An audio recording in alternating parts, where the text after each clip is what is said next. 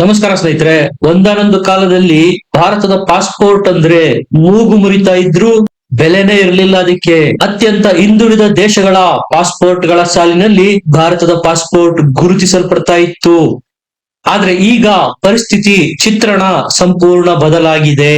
Henle index ಇದು ಪ್ರಪಂಚದಾದ್ಯಂತ ವಿವಿಧ ದೇಶಗಳ ಪಾಸ್ಪೋರ್ಟ್ ನ ರ್ಯಾಂಕಿಂಗ್ ಅನ್ನು, ಸೂಚ್ಯಂಕವನ್ನು ಅನೌನ್ಸ್ ಮಾಡುವ ಒಂದು ಕಂಪನಿ. ಇದೇ ಹೆನ್ಲೆ ಇಂಡೆಕ್ಸ್ ಈಗ ಒಂದು ರಿಪೋರ್ಟ್ ಅನ್ನು ಜಾರಿ ಮಾಡಿದೆ. ಸ್ಪಷ್ಟವಾಗಿ ಗೊತ್ತಾಗುತ್ತೆ ಇದರಿಂದ ನಮ್ಮ ದೇಶದ ಪ್ರಜೆಗಳ ಮೇಲೆ ಬೇರೆ ದೇಶದವರ ಅಭಿಪ್ರಾಯ ಏನಿದೆ, ಗೌರವ ಎಷ್ಟಿದೆ. ಹೊರ ದೇಶಗಳಿಗೆ ನಮ್ಮವರು ಹೋದಾಗ ಅಲ್ಲಿ ಭಾರತೀಯರನ್ನ ಹೇಗೆ ಪರಿಗಣಿಸಲ್ಪಡಲಾಗುತ್ತೆ, ಈ ಎಲ್ಲದರ ಮಾನದಂಡ ಅಂದ್ರೂ ತಪ್ಪಲ್ಲ ಈ ಹೆನ್ಲೆ ಇಂಡೆಕ್ಸ್. ಪ್ರಪಂಚದಾದ್ಯಂತ ನಾವು ಪ್ರವಾಸ ಮಾಡಿದಾಗ ಆ ದೇಶಗಳ ಜನ ನಮ್ಮನ್ನು ಹೇಗೆ ಸ್ವಾಗತಿಸ್ತಾರೆ, ನಮಗೆ ಕೊಡ್ತಕ್ಕಂತಹ ಗೌರವ ಆಧಾರಗಳೆಷ್ಟು, ಎಲ್ಲವೂ ಈ ಹೆನ್ಲೆ ಇಂಡೆಕ್ಸ್ ನಿಂದ ಗೊತ್ತಾಗೋಗ್ಬಿಡುತ್ತೆ. ಯಾವಾಗ ಈ ಹೆನ್ಲೆ ಪಾಸ್ಪೋರ್ಟ್ ಇಂಡೆಕ್ಸ್ ಅನೌನ್ಸ್ ಆಗುತ್ತಪ್ಪ ಅಂತ ಪ್ರಪಂಚದಾದ್ಯಂತ ದೇಶಗಳು ಎದುರು ನೋಡ್ತಾ ಇರ್ತವೆ. ನಮ್ಮ ರ್ಯಾಂಕಿಂಗ್ ಸುಧಾರಿಸಿದೆಯಾ ಅಥವಾ ಮತ್ತಷ್ಟು ಕಳಪೆಯಾಗಿದೆಯಾ ಅಂತ ಚಿಂತೆಗೀಡಾಗ್ತವೆ. ಕಳೆದ ವರ್ಷದ ಇದೇ ಹೆನ್ಲೆ ಇಂಡೆಕ್ಸ್ ಪಾಸ್ಪೋರ್ಟ್ ಸೂಚ್ಯಂಕಕ್ಕೆ ಕಂಪೇರ್ ಮಾಡ್ಕೊಂಡ್ರೆ ಈ ವರ್ಷ ನಮ್ಮ ದೇಶದ ಪಾಸ್ಪೋರ್ಟ್ ಸೂಚ್ಯಂಕ ಸುಧಾರಿಸಿದೆ. ಒಂದಲ್ಲ ಎರಡಲ್ಲ, ಬರೋಬ್ಬರಿ 10 ರಾಷ್ಟ್ರಗಳನ್ನ ಹಿಂದಿಕ್ಕಿ 10 ಪಾಯಿಂಟ್ ಜಂಪ್ ಆಗಿರೋದು ಭಾರತ. ಒಟ್ಟು ಈ ಹೆನ್ಲೆ ಇಂಡೆಕ್ಸ್ ನಲ್ಲಿ 193 ರಾಷ್ಟ್ರಗಳನ್ನ ಪಟ್ಟಿ ಮಾಡಲಾಗಿದೆ. 1ರಿಂದ 193ರವರೆಗೂ ರ್ಯಾಂಕಿಂಗ್ ಕೊಡಲಾಗಿದೆ. ಅದರಲ್ಲಿ ಭಾರತದ ರ್ಯಾಂಕಿಂಗ್ ಎಷ್ಟು ಅಂದ್ರೆ 75. ಕಳೆದ ವರ್ಷವಷ್ಟೇ 2025ರಲ್ಲಿ ನಮ್ಮ ಸ್ಥಾನ 85ರಲ್ಲಿತ್ತು. ಈಗ 10 ರಾಷ್ಟ್ರಗಳನ್ನ ಹಿಂದಿಕ್ಕಿ 75ನೇ ಸ್ಥಾನಕ್ಕೆ ಜಿಗಿದಿದೆ ಭಾರತ. ಅಂದ್ರೆ ಇದು ಭಾರತಕ್ಕೆ ಸಿಕ್ಕಿರ್ತಕ್ಕಂತಹ ಪ್ರಮೋಷನ್ ಅಂದ್ರೂ ತಪ್ಪಲ್ಲ. ಭಾರತದ ನೈಬರ್ ಕಂಟ್ರೀಸ್ ನೋಡಿ, ಪಾಕಿಸ್ತಾನ, ಬಾಂಗ್ಲಾದೇಶ, ಶ್ರೀಲಂಕಾ, ನೇಪಾಳ ಇವುಗಳಿಗೆ ಕಂಪೇರ್ ಮಾಡ್ಕೊಂಡ್ರೆ ನಾವು ಉನ್ನತ ಸ್ಥಾನದಲ್ಲೇ ಇದ್ದೇವೆ. ಪಾಕಿಸ್ತಾನ ಅಂತೂ ಲಾಸ್ಟ್ ಅಲ್ಲಿದೆ. ನೇಪಾಳದ್ದು ಇದೇ ಪರಿಸ್ಥಿತಿ. ಚೈನಾ ಸಹ ಈ ಪಾಸ್ಪೋರ್ಟ್ ಇಂಡೆಕ್ಸ್ ನಲ್ಲಿ 64ನೇ ಸ್ಥಾನದಲ್ಲಿದೆ. ಅಂದ್ರೆ ನಮಗಿಂತ ಕೇವಲ 11 ಸ್ಥಾನ ಮುಂದೆ ಮಾತ್ರ ಚೀನಾ ಇರೋದು. ಈಗ ಭಾರತದ ಟಾರ್ಗೆಟ್ ಇರೋದು ಟಾಪ್ 50 ರಾಷ್ಟ್ರಗಳ ಸಾಲಿನಲ್ಲಿ ಬರಬೇಕು ಅನ್ನೋದು. ಕಳೆದ ಹಲವಾರು ದಶಕಗಳಿಂದ ಭಾರತ ಪ್ರಯತ್ನ ಮಾಡ್ತಾ ಇತ್ತು ತನ್ನ ಪಾಸ್ಪೋರ್ಟ್ ಸೂಚ್ಯಂಕವನ್ನ ಸುಧಾರಿಸಿಕೊಳ್ಳೋದಕ್ಕೆ. ಆದ್ರೆ ಒಂದು ಸ್ಥಾನ ಹಿಂದೆ ಮುಂದೆ ಆಗ್ತಾ ಇತ್ತು ಅಷ್ಟೇ. ಆದ್ರೆ ಈ ಬಾರಿ ಒಂದೇ ವರ್ಷದಲ್ಲಿ ಈ ಸಾಧನೆ ಮಾಡಿರೋದು 10 ಪಾಯಿಂಟ್ ಜಿಗಿತ 10 ರಾಷ್ಟ್ರಗಳನ್ನು ಹಿಂದಿಕ್ಕಿರೋದು ಭಾರತ. ಇದು ಏನನ್ನು ಸೂಚಿಸುತ್ತೆ? ವಿಶ್ವ ಮಟ್ಟದಲ್ಲಿ ಅಂತಾರಾಷ್ಟ್ರೀಯ ವೇದಿಕೆಯಲ್ಲಿ ಭಾರತದ ಗರಿಮೆಯನ್ನು ಸೂಚಿಸುತ್ತೆ. ಭಾರತದ mighty military power, super power status ಅನ್ನ ಸೂಚಿಸುತ್ತೆ. ಈ ಪಾಸ್ಪೋರ್ಟ್ ಇಂಡೆಕ್ಸ್, ನಾನು ಹೇಳ್ತಾ ಇರೋದು ಹೆನ್ಲೆ ಪಾಸ್ಪೋರ್ಟ್ ಇಂಡೆಕ್ಸ್ ಹೇಗೆ ತಯಾರಾಗುತ್ತೆ, ಯಾವೆಲ್ಲ ಮಾನದಂಡಗಳಿದಾವೆ ಅಂತ ನೋಡೋದಾದ್ರೆ ಒಟ್ಟು 3 ಮಾನದಂಡಗಳನ್ನ ಇದು ಅನುಸರಿಸುತ್ತೆ. ಈಗ ಭಾರತ ದೇಶನ ತೆಗೆದುಕೊಳ್ಳಿ. ಯಾವೆಲ್ಲ ರಾಷ್ಟ್ರಗಳು ಭಾರತಕ್ಕೆ ವಿತೌಟ್ ವೀಸಾ ಎಂಟ್ರಿ ಕೊಡುತ್ತವೆ, ಕೇವಲ ಭಾರತದ ಪಾಸ್ಪೋರ್ಟ್ ತೋರಿಸಿದ್ರೆ ಮುಗೀತು, ಆ ದೇಶಗಳಿಗೆ ನಾವು ಭೇಟಿ ಕೊಡಬಹುದು. ಇದು ಒಂದು ಮಾನದಂಡ. ಅಂದ್ರೆ ವೀಸಾ ಇಲ್ಲದೆ ಕೇವಲ ಪಾಸ್ಪೋರ್ಟ್ ಇಂದ ವಿಸಿಟ್ ಮಾಡೋದು. 2ನೇ ಮಾನದಂಡ ವೀಸಾ ಆನ್ ಅರೈವಲ್. ಈ ರೀತಿಯ ಅನುಮತಿಯನ್ನ ಎಷ್ಟು ದೇಶಗಳು ಕೊಡುತ್ತೆ ಅನ್ನೋದು 2ನೇದು.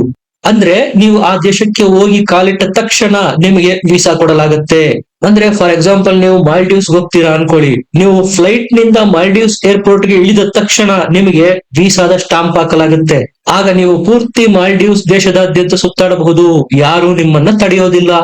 ಇನ್ನು 3ನೇ ಮಾನದಂಡ ಏನಪ್ಪಾ ಅಂದ್ರೆ ETA, electronic travel authorisation without expensive approval. ಇದು ಸಹ ವೀಸಾ ಆನ್ ಅರೈವಲ್ ರೀತಿನೇ ಕೆಲಸ ಮಾಡುತ್ತೆ.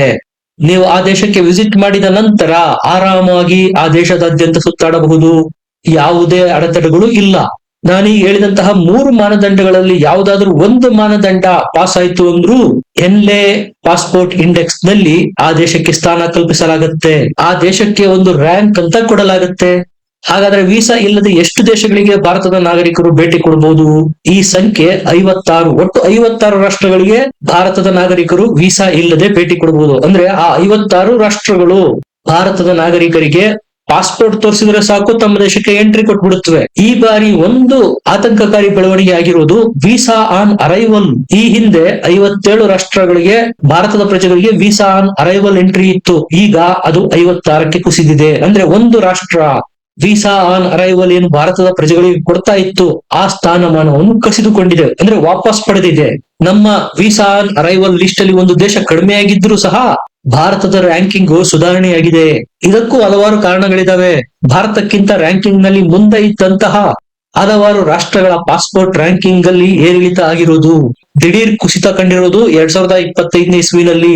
ಇದು ಸಹ ಒಂದು ಕಾರಣ ಆಗಿದೆ ಭಾರತದ ಪಾಸ್ಪೋರ್ಟ್ 85ರಿಂದ 75ಕ್ಕೆ ಜಿಗಿಯೋದಕ್ಕೆ. ಭಾರತ ಸಹ ತನ್ನ ಪಾಸ್ಪೋರ್ಟ್ ನ ರ್ಯಾಂಕಿಂಗ್ ಅನ್ನು ಸುಧಾರಿಸಿಕೊಳ್ಳೋದಕ್ಕೆ ಅಂತಾರಾಷ್ಟ್ರೀಯ ಮಟ್ಟದಲ್ಲಿ ನಿರಂತರ ಪ್ರಯತ್ನ ಮಾಡ್ತಾ ಇದೆ. ತನ್ನ ರಾಯಭಾರಿ ಕಚೇರಿಗಳಿಗೆ ಬರ್ಡನ್ ಆಗ್ತಾ ಇದೆ. ಆ ದೇಶಗಳೊಂದಿಗೆ ಮಾತಾಡಿ ನಮಗೆ ವೀಸಾ ಫ್ರೀ ಅನುಮತಿ ಪಡೆದುಕೊಳ್ಳಿ ಅಂತ. ವೀಸಾ ಫ್ರೀ ಅಥವಾ ವೀಸಾ ಆನ್ ಅರೈವಲ್ ಕ್ಲಿಯರೆನ್ಸ್ ಬೇರೆ ಬೇರೆ ದೇಶಗಳಿಂದ ನಮಗೆ ಸಿಗ್ತಾ ಹೋದ್ರೆ ನಮ್ಮ ಪಾಸ್ಪೋರ್ಟ್ ನ ತಾಕತ್ತು ಆಬ್ವಿಯಸ್ಲಿ ಜಾಸ್ತಿ ಆಗುತ್ತಾ ಹೋಗುತ್ತೆ.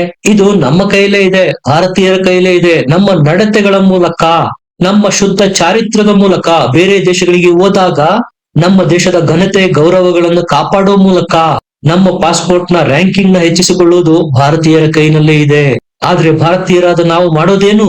ಫಾರ್ ಎಕ್ಸಾಂಪಲ್, ಕಳೆದ ವರ್ಷ ಇರಾನ್ನೇ ತೆಗೆದುಕೊಳ್ಳಿ. ನಮಗೆ ವೀಸಾ ಫ್ರೀ ಪಾಸ್ಪೋರ್ಟ್ ಸೇವೆಯನ್ನ ಇರಾನ್ ಆಫರ್ ಮಾಡಿತ್ತು, ಕೊಟ್ಟಿತ್ತು ಸಹ. ಆದ್ರೆ ಏನಾಯ್ತು?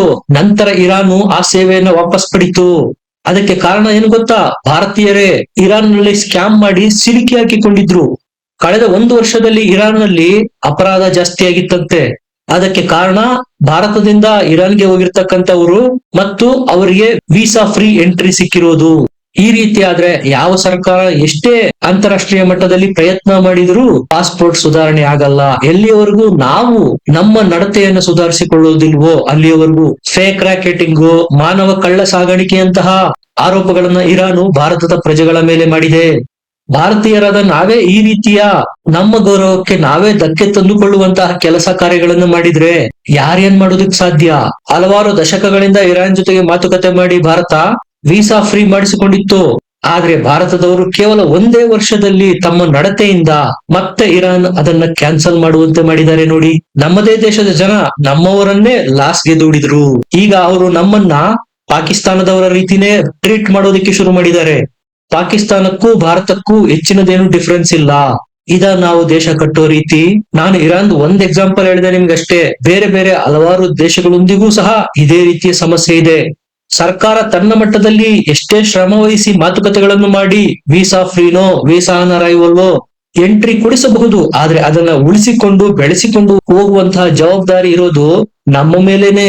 ನಾವು ಯಾವ ದೇಶಕ್ಕೆ ಹೋಗಿರ್ತೇವೋ ಆ ದೇಶದ ಆ ನೆಲದ ಕಾಯ್ದೆ ಕಾನೂನುಗಳಿಗೆ ಒಳಪಟ್ಟಂತೆ ಉತ್ತಮ ನಡತೆಯನ್ನು ತೋರಿಸಿ ವಾಪಸ್ ಬರ್ಬೇಕಾಗತ್ತೆ.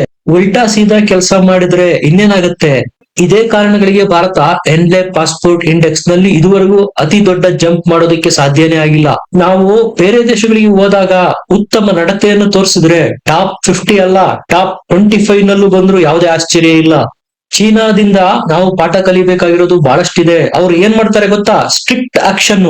ಚೀನಾದ ಪ್ರಜೆಗಳು ಸಹ ಬೇರೆ ದೇಶಗಳಿಗೆ ಹೋದಾಗ ಗಲಾಟೆ ಮಾಡಿ, ದಾಂಧಲೆ ಮಾಡಿ, ನ್ಯೂಸೆನ್ಸ್ ಕ್ರಿಯೇಟ್ ಮಾಡುವಂತಹ ಸಿಚುವೇಶನ್ಸ್ ಸಾಕಷ್ಟಿದ್ದಾವೆ.